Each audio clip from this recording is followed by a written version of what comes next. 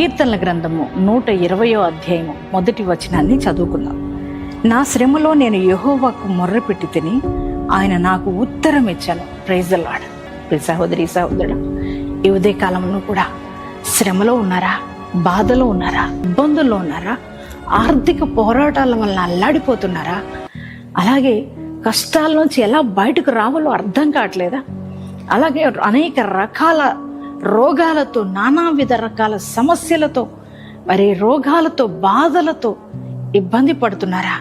నిన్ను గూర్చి ఏ మనుషుడికి నువ్వు వెళ్ళి విన్నవించుకున్నా, ప్రార్థించినా, నీ గురించి వారికి చెప్పినా ఎవ్వరు కూడా వినకపోవచ్చు నీ సమస్యను గూర్చి కదా.